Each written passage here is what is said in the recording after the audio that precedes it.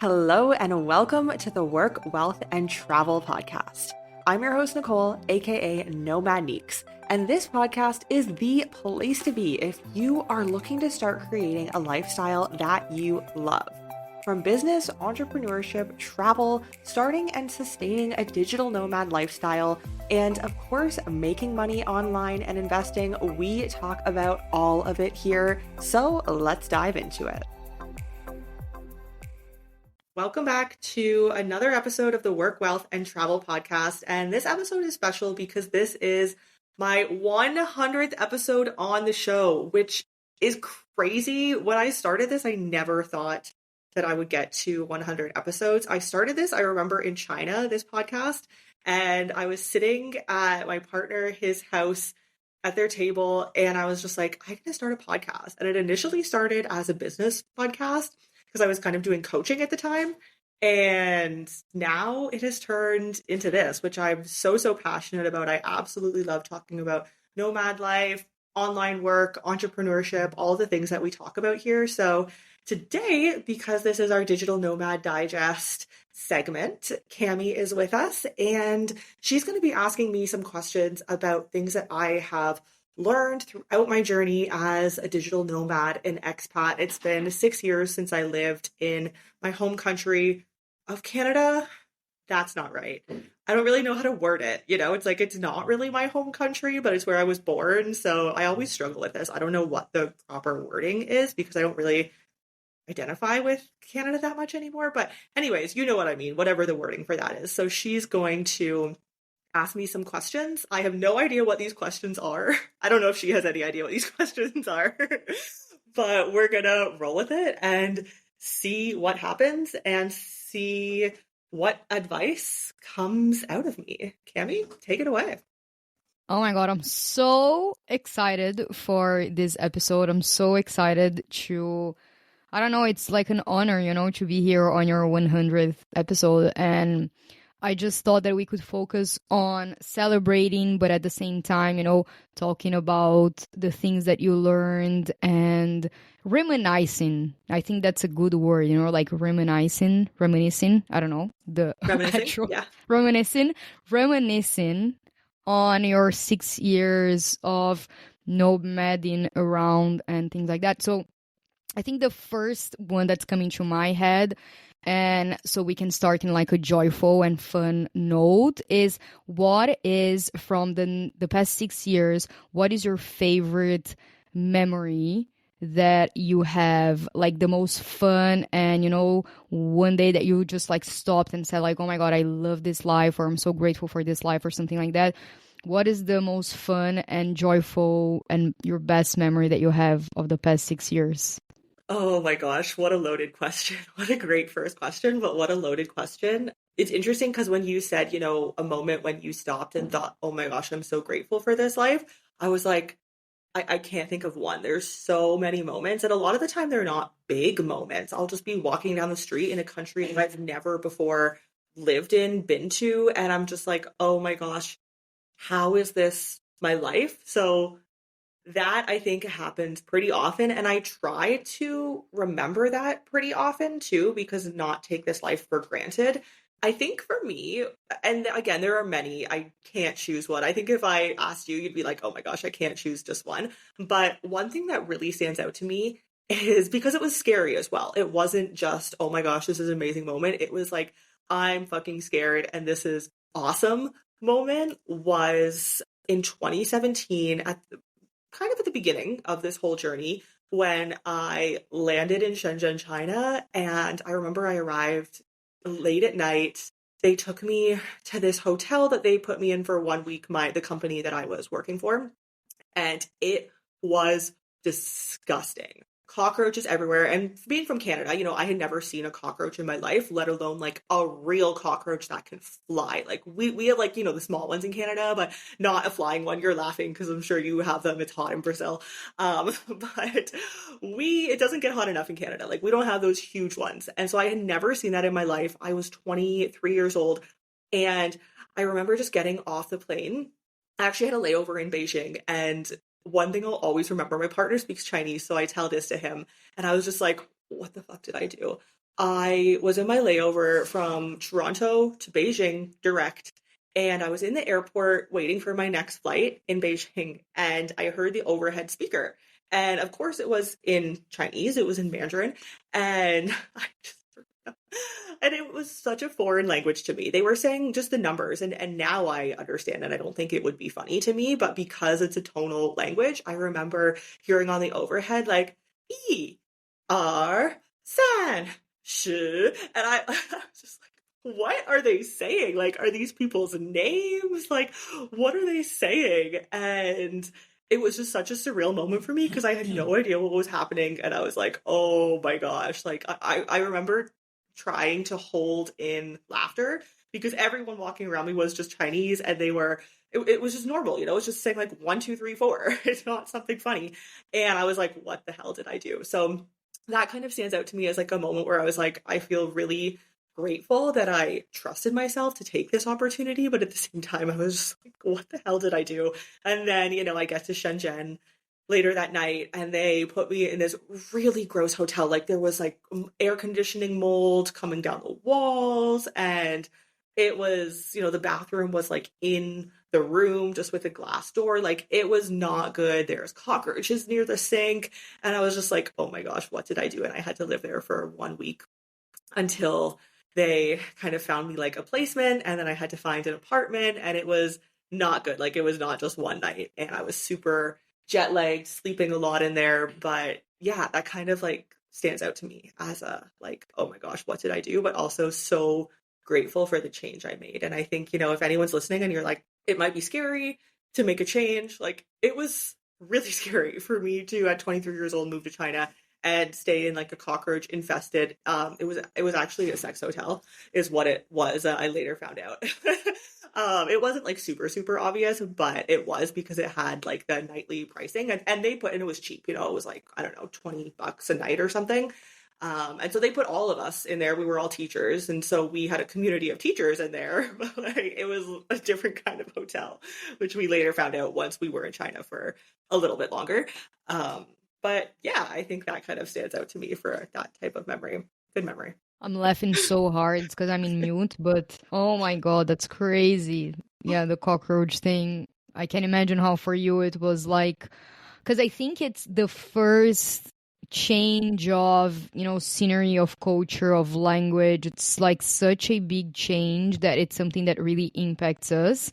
And I have gone through like similar things as well, in which I kind of like finally, you know, moved to another country. Like, I think that happened to in most countries that I moved to. And I was like the first night in my apartment, like even in this one that I'm here in Paris for, I don't know how long, maybe 1 or 2 months. I got here yesterday, and I kept like noticing all of the little things that I would do differently in this apartment, or that I would fix if it was mine or something like that. But at the same time, like, I sat on this chair that's really close to the window, and this like warm sun was coming in, and I closed my eyes, and I was like, I'm so grateful that I'm here. I'm so grateful that me myself, I did this. Like, I am paying for this place. I looked for this place. Like, I reached out to the person. I was the one who found this place, you know. I was the one who took my plane here, you know. I was the one who created this for me. And like, I'm living in Paris, you know. It's for 1 month or 2 months, or I don't know how many months, or I don't know, I don't care. But the fact is that right now, in this present moment, this is my life, and this is what I'm doing, and you know, I'm supporting myself, and I'm going after my dream. So I think that is such a special place to come back to, because especially I think when you're the first night somewhere, of course in your case wasn't the best at all, but I think that once you get to a place and it's the first night, like, it is still a little bit weird, you know. It's not your place, you're not used to it, it's a new environment, it's a new language, you're not used to the streets, you're not used to, you know, anything basically. But just the feeling that you can come back to, like, the background noise, quote unquote, quote, of this is a decision that I'm making, and I'm creating this life with my own hands. I think that's like a really special feeling to have, and I really resonate with that as well. However, in saying all of the beautiful things that we, you know, have, and this feeling as a nomad, I really wondered if there was at any point in this past 6 years, if you either regretted your decision in a way, or you thought to yourself, this is too much, I want to quit, or I want to stop traveling, or I just want to pause all of this. And why? Like, if there was if you did regret it, why? And if you didn't regret it, then why as well? I guess I know I've told you this before, and it was really the only time that I was like, I don't want to travel anymore, but it was not in these 6 years. So I'll just kind of say it really quickly. But I don't know within the last 6 years if there was ever a time where I was like, I'm done. But I do think before I go into that one time where I was kind of like, I don't want to travel anymore, I just want to stay in Canada. I do think that there have always been here and there, of course, and I think it's very normal in the nomad life, some difficult times where it's like, oh my gosh, I'm so frustrated.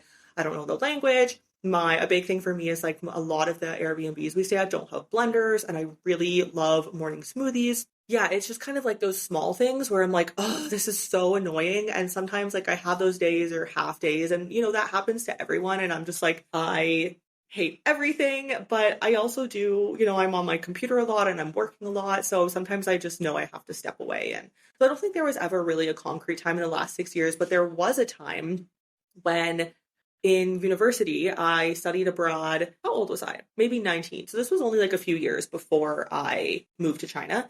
But I was supposed to go for 1 year to Ljubljana, Slovenia, the capital of Slovenia. And this was like 2015. So I know tourism in Slovenia is definitely more popular now and like bled, but at this time, like nobody knew what Slovenia was. They're like, oh, like Czechoslovakia. Like nobody knew what that was when I was telling people, like, I'm going to Slovenia. It's like it's beside Italy, but nobody knew that. That experience, because I was in university, I actually only stayed for like 4 or 5 months, and then I flew home early, and I was supposed to stay for 2 terms. I stayed for one.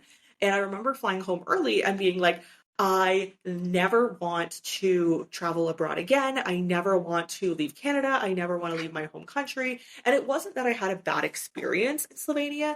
It was just that I think what it was at the time I had such a good community, and I had a house. I lived with 7 girls in university, and then one guy lived in our garage. It was like renovated, but there was like 8 of us in this tiny house. And we were all such close friends that I think I missed that. And that was why I left early, because I didn't have that really close community of best friends, so many best friends in Slovenia. And I was just like, I miss them. I want to go back. And so I left early. And then I do remember being like, nope, I want to work the corporate job. I want to have the corporate life. And went back a few years later, ended up leaving again because I got that life. And I was like, this is not what it seems. It's not like it was in university when you're living with a bunch of your girlfriends.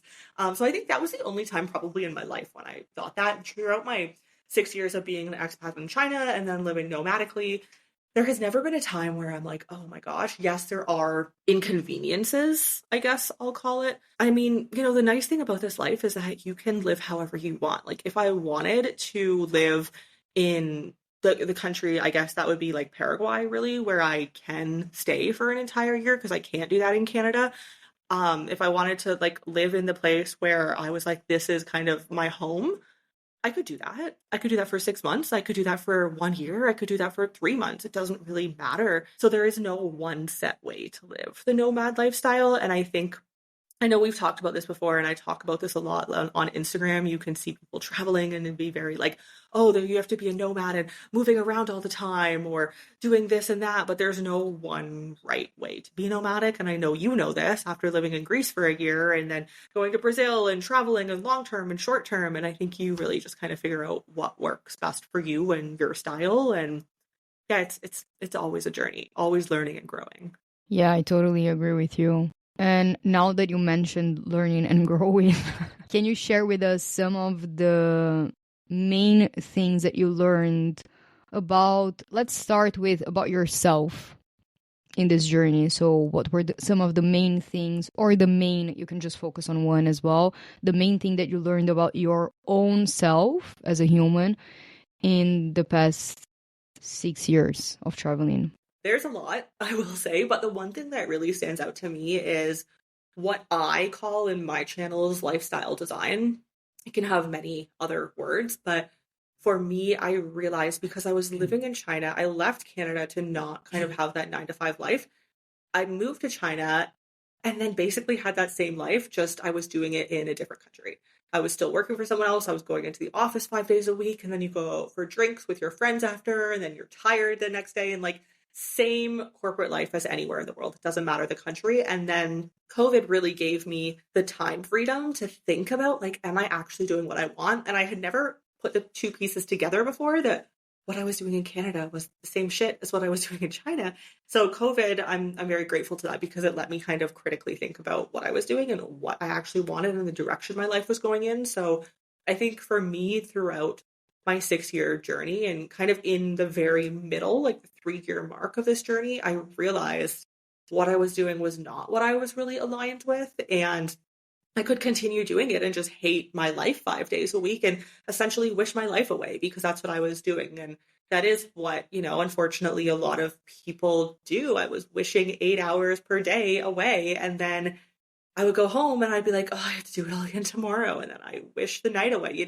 So I think for me, one important thing I learned is lifestyle design. What do you want your life to look like? And almost always it's not going to be easy to get there, but it's so much more worth it. And when you work for it, you feel so much more accomplished and like, oh my gosh, this is the life. If someone just handed it to you, well, you'd be like, okay, this is great, whatever. When someone buys something for you, it's great, but you didn't work for it. You're not truly excited and passionate and like, oh my gosh, I did this for myself. Like I look at my life every day and I'm so grateful for it. So I think that was something that I have been very grateful to realize throughout this journey and always keeping in mind, it's never static as well. It can always pivot what I want my lifestyle design to look like. What it looks like now, it may not look that way in 1 year. What I love about this, because we've talked about this before, and the way that I call it is manifesting your authentic desires and then connecting to your authentic self and then making a decision and creating a life that is aligned with that space instead of with the life that someone else imagined for you or the life that you think that you should have to,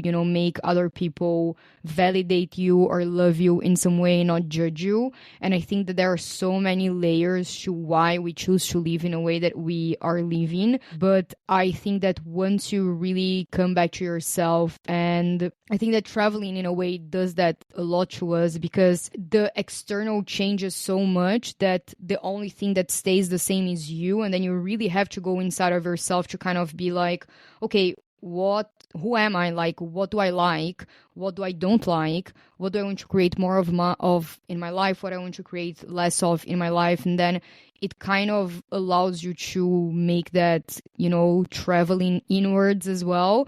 So you can discover your authentic self and then, as you say it, your lifestyle and design your lifestyle in the way that makes sense for you, not someone else. So, and I also really like to reinforce always that it's always connected to the present moment. So the 19 years old you wanted to create a lifestyle that looked like the corporate job and staying with your roommates and everything. And then the 20-something you decided that that was not for you because you collected data in your life. You worked the corporate job and then you were like, oops, actually, no, this doesn't make sense for me anymore. And then you went and created something else for yourself. And I think that this is the key, being present with yourself and being super aware of what you want and what you don't want. And then having the courage to follow through on those decisions and create something different for yourself. And I think that, yeah, for me, I totally agree with you in that as well. And I know that, I don't call myself an eternal nomad. I don't know if anyone calls themselves an eternal nomad, but I don't call myself an eternal anything because I know that tomorrow I can make another decision and I don't want anyone to hold me against it. So I'm always telling everyone, this is my decision right now. Tomorrow I might change my thoughts and my decisions. Don't hold it against me. That's who I am. And yeah, so I think that is also really important to not create those labels on top of you so you can allow yourself to change as well. I think that is super, super important. While we are talking about learnings, so we've covered yourself first, because I'm really curious about a lot of them. So the next thing that I would like to ask you is, what are some of the main learnings that you had and lessons that you had in traveling, like the physical aspect of traveling? Because I think that that changes a lot after you take a plane once per month, for years. So share some with us, please. Hey, it's Nicole, your host. I wanted to pop into this episode super quickly to let you know, if you have not already left a review on your favorite podcast platform, I would seriously appreciate it if you did. Leaving a review helps with the discoverability of the show, and if you want to support the show, that is the best way that you can do so. Thank you for leaving a review. I really do appreciate it, and let's hop back into the episode. Of course, there's many things I've learned, and the learning lessons look different for everybody depending on your travel style and how you travel and whatnot. But adaptability is so important because, I think a perfect example is last summer. So around this time last year, we were in the Balkan region of Europe. So we lived in Turkey for a while. We were there for about a year. We got our residency and all of that. And then we were like, oh, like we can travel. And there's many countries near Turkey. So within a few months, I think it was even like some countries we did in less than a month, which is crazy now. But we did Turkey, Romania, Serbia, Bosnia, Montenegro, and Albania, I think. And then after that, we were like, okay, we'll come back to this region another time. But it was like a lot of one region. So then we left. Being adaptable is so important because whether you're traveling really quickly or you're traveling slowly, you are likely going to be in a place where you don't speak the language, you don't know how to get a SIM card, you don't know how to find your destination. And for us, a lot of the time, we don't have Wi-Fi when we land. So we have to like load the map or get airport Wi-Fi or however that looks like to find where we're actually going. Maybe we can, when we actually landed in Argentina about like a month and a half ago, we were going to get an Uber, and then Uber didn't work for both of our cards, which was really strange. We didn't have cash because we were going to exchange it for the blue dollar. So we didn't have any cash. We only had like $100 bill, and we didn't have a bus card, and there's no metro. So, well, there was no metro like to the airport. So we were just like, what are we going to do? And so I think being adaptable in those situations is really important. Thankfully, the bus driver just let us on for free. Otherwise, I don't know, because you needed a bus card. They don't even take cash on the bus. So we really had no way of getting to where we wanted to go. So I think being adaptable and knowing that like things are going to be frustrating. Like for me, it can be very easy to get frustrated. I try to put it into perspective of like, this is just the lifestyle that I live and this happens. And if I lived a different lifestyle, different things would happen that would annoy me, but it wouldn't be these specific things. It would just be different things in that lifestyle. So for me, I just try to put into perspective that things, and it is easy. And like, sometimes I still do get annoyed, but you kind of just have to like take a step back from the situation and be like, is this really earth shattering? Is my whole world going to change because of this? Or is this just one inconvenience that's going to last a few minutes or a few hours and, it'll be solved. And usually that's the case. So really kind of putting things into perspective and being adaptable, I think is a really big one, especially when you travel as often as I do, because you can't expect to go to a country and know everything about the country. And that's the nice thing about it too. I mean, that's the whole point of being a nomad, is that you're going to discover a place. If you already knew everything about that place, then why would you be going? Right? So I think that is a really important lesson I've learned. What about you? What's something that you have learned? I really love yours because I can see that very clearly also in my, because when you talk about like this little, my inconvenience, the first thing that I think about is packing or you're gonna, it's like luggage, so either like packing is annoying or you try to pack everything into your only suitcase. It doesn't work. You have to get a new one, and then you have to pay for a new one, and then you spend money that you didn't really, you didn't budget for before, but then there you are spending I don't know how many euros on that bag. Or you get to the plane, you get to the airport and it's overweight, so you have to deal with that. I had once, I was like something similar to yours in the bus, but mine, I was getting in a boat and we really wanted to take like that, boat ride and everything to another beach. We could go walking, but no, we wanted to go with a boat. And the guy only accepted, in this island, it was in Greece, he only accepted cash. But we were like, oh, we don't have cash. Can we please, I don't know, make a bank transfer? I don't know. The guy allowed us to get in. And I was like super anxious throughout the boat ride because I was like, is this weird? Like I was really people pleaser, feeling really weird. Eventually, like we get to the other place. Everyone leaves the boat, and then the guy stands there with me while I try to transfer him the money. And honestly, it took us like 15 minutes to be able to make a bank transfer. The guy kept saying the wrong number for his account, and I was like sweating. The guy was sweating. Everyone was waiting. Like the next amount of people came in the boat. Everyone was waiting. I could feel everyone looking at me, and the guy was starting to get angry because we didn't have cash. But I was like, you were the one who allowed me in. It was so uncomfortable, but I had to really make myself like calm and grounded to the fact that I was in a beach in Greece in the middle of the week, just like, going to swim and see caves and everything was fine. And I did have the money, I just needed to make it work. And then eventually, like, I really calmed myself down. I tried to calm the guy down. And then, like, we repeated the numbers back to each other. I noticed that he forgot, like, one number or something like that. Then the bank transfer was done and everything was okay. Generally, things, they work out in one way or the other. Of course, sometimes it works out, like, in a way that you have to pay 120 euros for a bag. Like, I had once, and you just have to swallow it and be like, okay, at least I'm traveling or something like that. And I think that is really important for me. It's like this sensation of, also, I think the thing that is the most important that I've learned is coming back to, for me, the sensation of alignment or gratitude. Like, that's how I see it. It's the fact that you are not being inflicted upon. Like, no one chose this life and put it on you. You are choosing this life every day. So if the problem that you are having is that you have to pay for an extra luggage, it's because you are traveling. You get to travel somewhere, and then make sure to, I don't know, make this money somewhere else or budget for, I don't know, like if it's needed, But I think that when you put things into perspective, like you said, and you realize that you are making these choices, you are creating this life.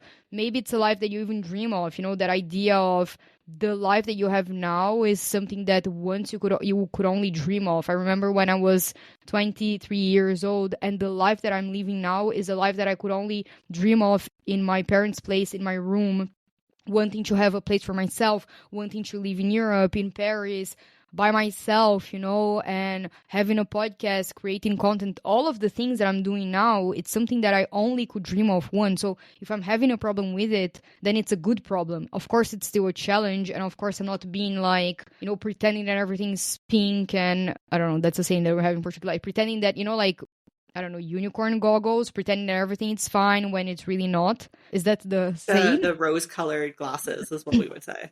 Yeah.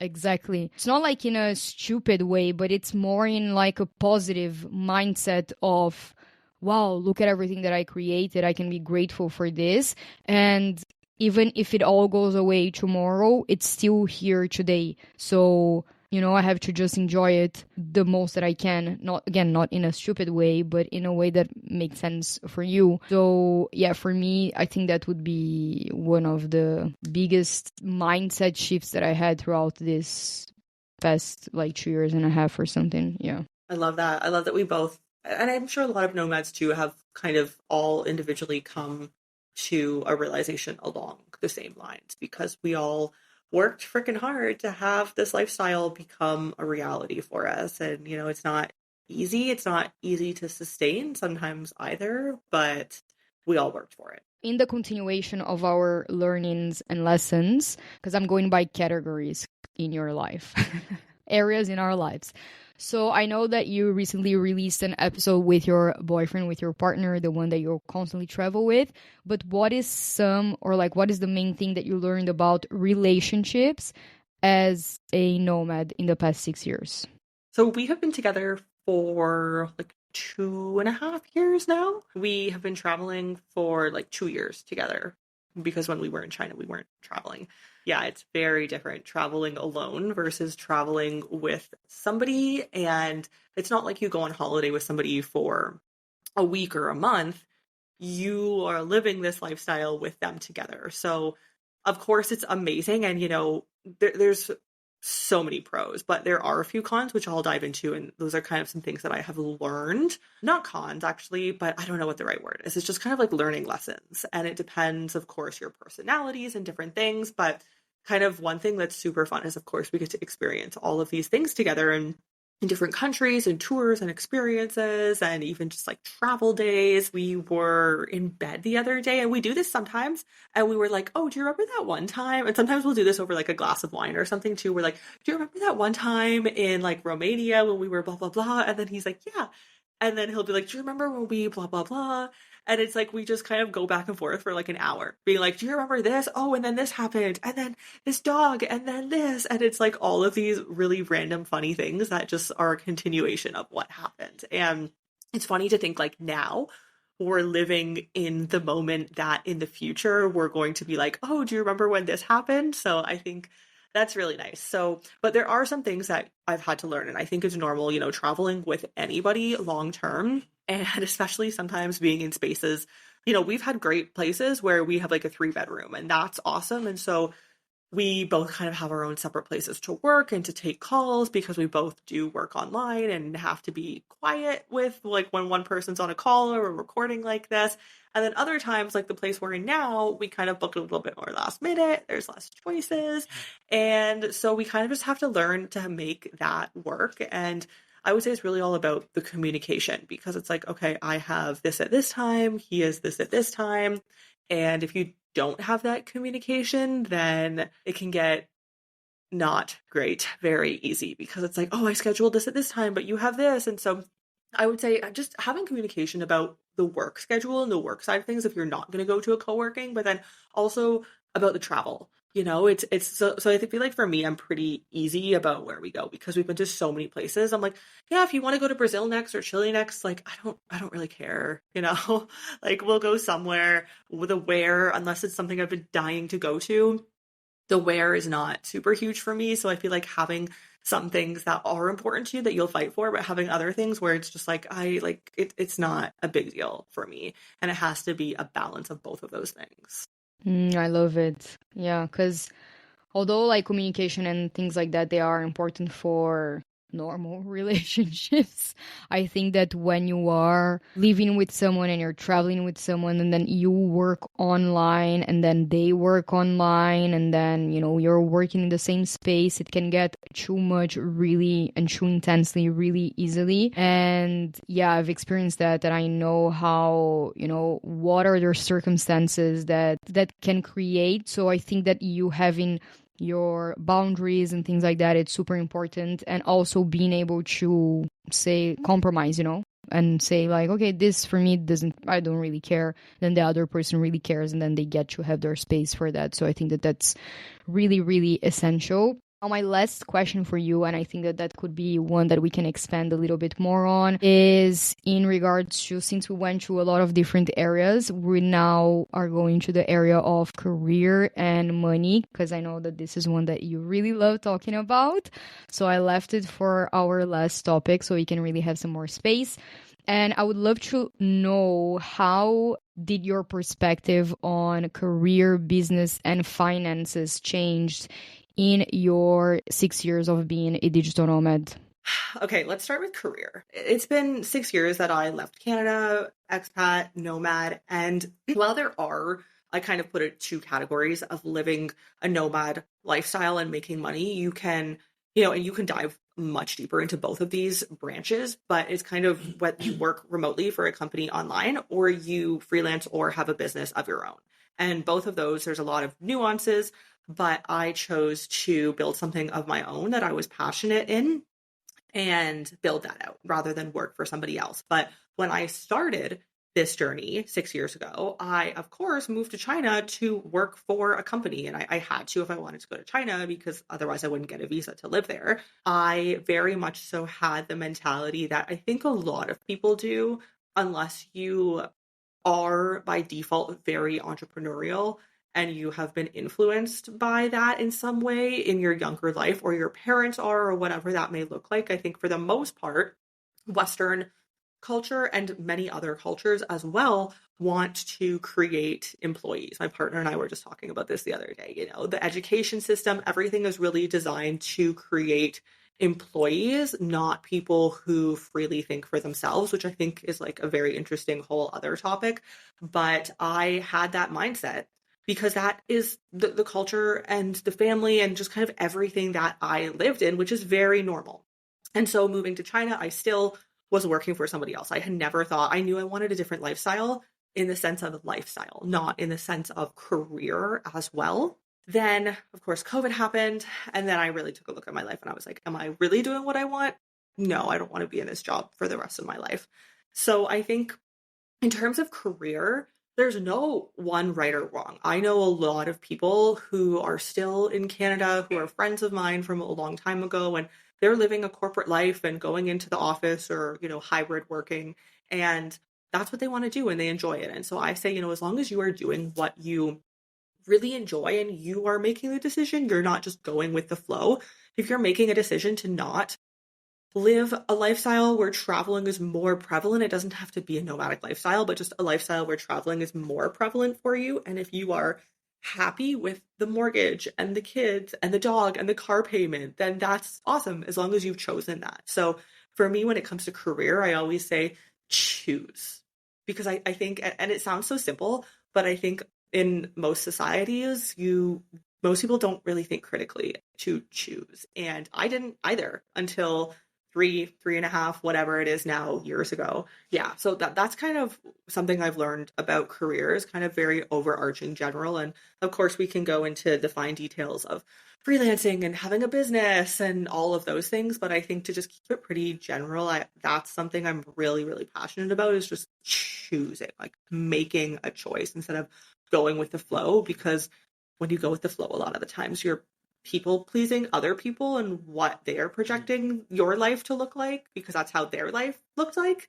A good example is when I was like, oh, I'm moving to China. A lot of people said to me, oh, you will be back in 1 year. And like, woo, go have fun in China for 1 year. And then you'll be back and you'll be in the big city and you'll be working a corporate job. And then you'll continue with the rest of your life. And I just remember being like, okay, that literally is the worst case scenario for me. Like I will do basically everything I can to not make that my reality, which thankfully it wasn't, but that's because I knew going into it that it wasn't just like a 1 year fun thing for me, which it is for many people. And that's fine if that's what they want. Okay. So moving on to finance, because I could go on that topic for a long time. Finance. Okay. So I kind of break finance again into two different categories. And I think most people don't because most people, you know, finance and being a nomad. But for me, I can break it down into being a nomad, but also being, and this may or may not be the right verbiage. I don't really know.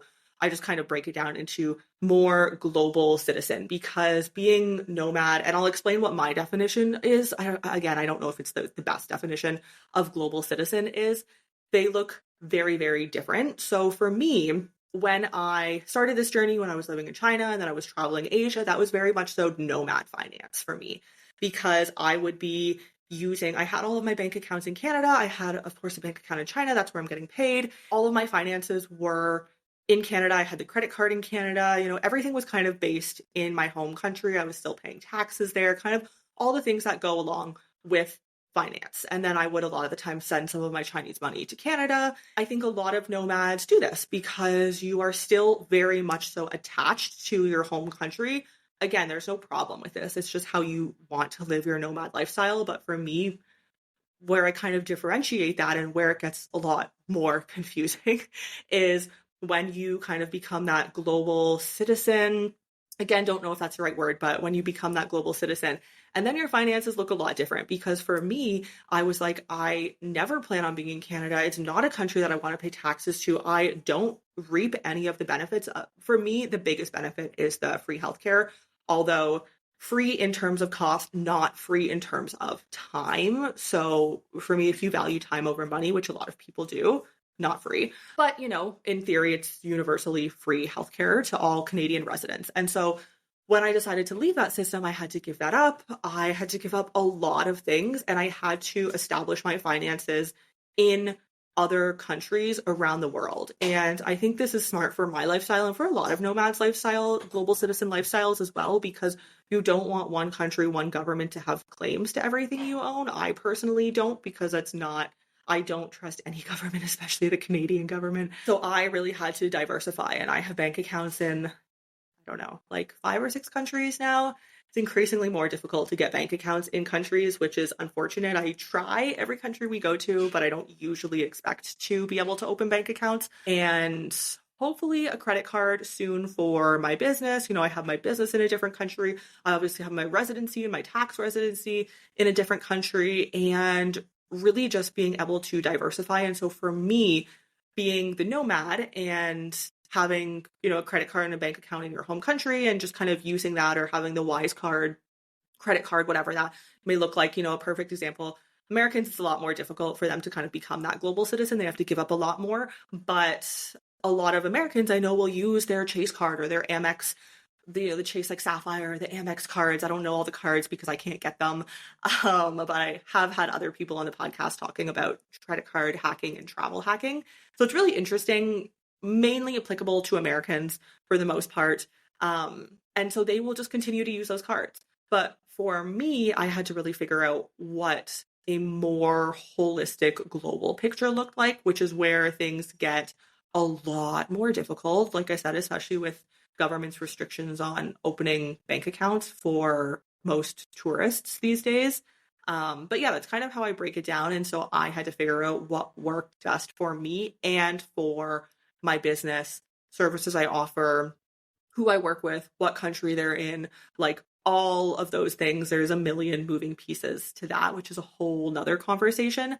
But I had to learn a lot about finances. And the first question I had to ask myself was, how do I want to structure it? Do I want everything flowing through Canada? Which I know a lot of people who do and who are business owners and who want that, and that's totally fine. But for me, I did not, because I do not have that trust.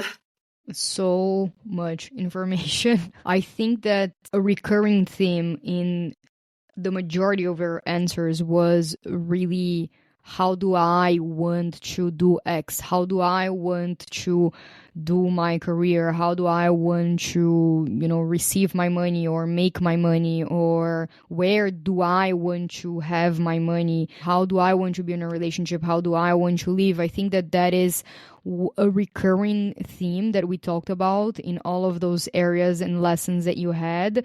And I think that ultimately, because this is a lifestyle that is not common, quote unquote, or like not the normality, of course it's becoming more normal, but it's not like you grow, like you're born and then someone is like, look at this baby nomad. Like it's, normally not like that.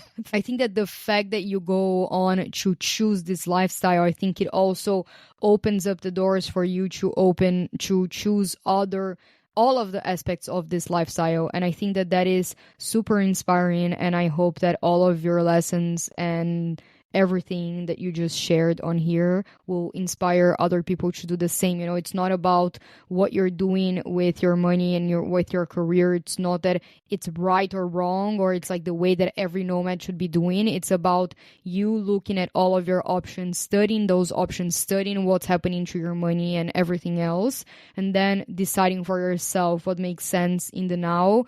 And something that I think it's also really important when you were talking about career, and it is something that I've done myself, is it's a choice that you make every single day. And at some point, the choice that you made 1 year ago won't make sense anymore on this date, because I have made the choice to become a freelance of, for example, copywriting. And then after some months, I was like, I don't want to copyright anymore. So I pivoted towards something else, And right now I'm also pivoting to something else because at some point I'm outgrowing whatever I'm doing. So it is a choice that you kind of keep making. And it's a choice that willing or not, it depends on how you are in this present moment. So I think that it's so important to really focus on yourself and on your needs and wants and desires that keep changing and evolving the more and more you grow.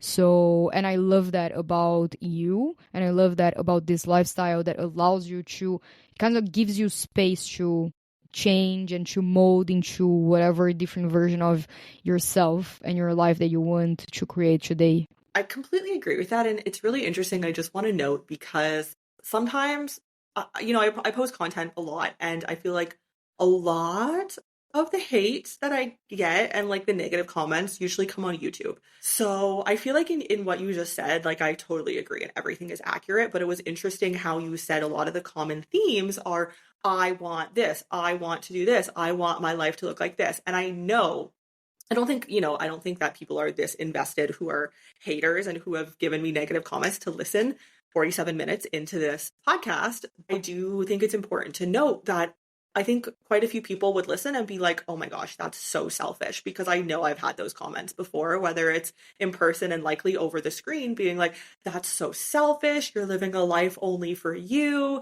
And I understand that it is, and it's interesting because talking to my partner who's from a Latin American culture, I can see that Western culture is very much more so individualistic mindset of even, the food is a great example. When you order a food, you order a burger and fries for you. It's not sharing plates. And that spills over into every aspect. And I can see those differences between our mindsets. And so I can see, his family will be like, oh, you have to do this and this for the family, and you have to be here and then have the kids and the family.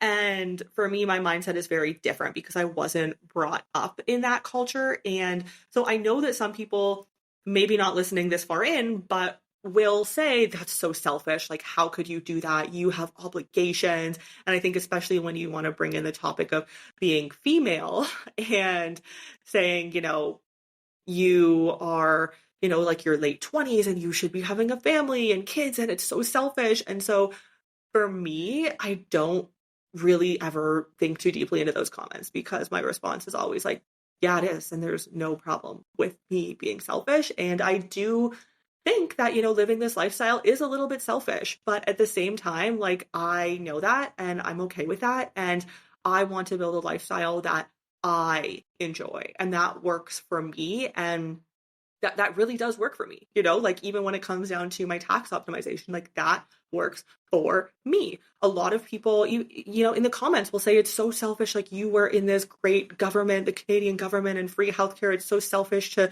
leave and not want that. And I am grateful. I was just telling my partner the other day, I am grateful to Canada. I really think for two things, and that is the mindset that I have and being able to speak English fluently. And I think as long as you have those two things, you can succeed as a nomad anywhere. And actually the English, I believe if you speak any dominant language today in the world, so that could be Chinese, that could be Spanish, there will always be work available in those languages. It doesn't necessarily have to be English, but you also have to have the mindset. And that is kind of the first piece of the puzzle. And so, yes, I am grateful that Canada gave me those two things, and I am going to live whatever lifestyle I want. And that means choosing to leave a country that a lot of people are hoping to become citizens of or residents, and that's the dream for them.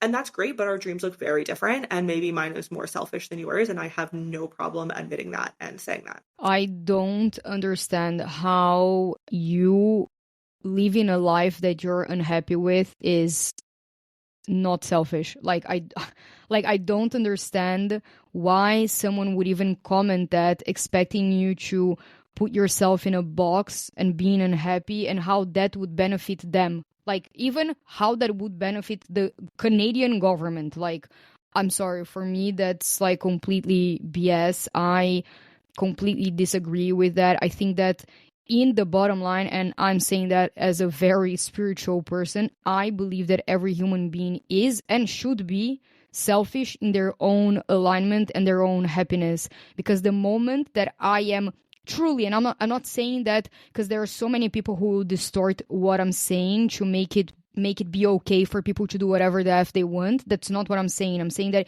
if you're being really honest with your heart and you're following your intuition and you're following your authenticity and you're making a decision from this place of like true and this place of heart space decision, there's no way that you're making a wrong impact in the world. And if you are reading this as selfish, it's because you have to look into your own self and understand why the F do I find someone who's following their dreams and following their happiness and what really lights them up. Why do I find this? Why do I read this as selfish? I think that is the problem here, not the problem of you being selfish or not. I think that every human being is inherently at least a little bit selfish. Even like there's even that episode of Friends where Phoebe's like, no, sorry, Joey's saying that there's no selfless act of like positive act or something like that. So even Phoebe says like, I just donated this amount of money to the charity, and he's like, and how are you feeling? And she's like, I'm really feeling happy. And he's like, see, like you get something from it. And then in the end she allows a bee to sting her, but then the bee dies, and Joey's like, see, you didn't do anything good, like the bee died, you know. Anyways, it's like just a little funny, you know, metaphor of Friends. But I think it ultimately, what would I gain from putting myself in a life that makes me unhappy, and how would what would society gain from me being unhappy? Like, I prefer a bunch of selfish happy humans, but like selfish in an aligned way. Like, you are not doing anything that you're not making a negative impact in the world by leaving Canada. Like, it's your decision. Like, I don't know, like, okay, if the government is receiving less money, okay, I don't get it, you know. So I don't know, I would just inspire people to reflect about that. If you are following your truth and you are following and creating the life that brings you joy, like in this really authentic, you know, soulful place, you're not being like this dictatorship person who wants to control the world. Like, that's not what I'm talking about, because that's ego. It's not making your soul happy, you know. I'm talking about really making you happy. Just go for it, you know. It's gonna impact people in a way more positive way than if you stay small and unhappy somewhere, not living a life that you're fulfilled by. Yeah, I mean, like, my response to that is, yeah, I guess if you consider it selfish, then that's what I am, and I'll do it proudly, and you can follow along or not. It doesn't really bother me. Well, Cami, thank you for asking really great questions, and they really made me to think a little bit and reflect on this journey that I have been on and will hopefully continue to be on. So thank you. I really appreciate that. And this has been our digital Nomad Digest segment. Every Friday, Cami and I release a new episode talking all things travel, money, making money online, digital nomad, how to become it, like so many topics and questions from two very unique standpoints as digital nomads. So thank you for following along on the journey, and we will see you in next Friday's episode. You've just listened to the Work, Wealth, and Travel podcast. If anything from this episode stuck out to you, I would appreciate if you take a screenshot and share this episode on your socials. Of course, be sure to tag me. Don't forget to leave a review for the podcast. That seriously helps out the show and helps it out with discoverability. I would really appreciate you leaving a review, sharing on your socials if this episode truly stuck out to you, and I will see you in next week's episode.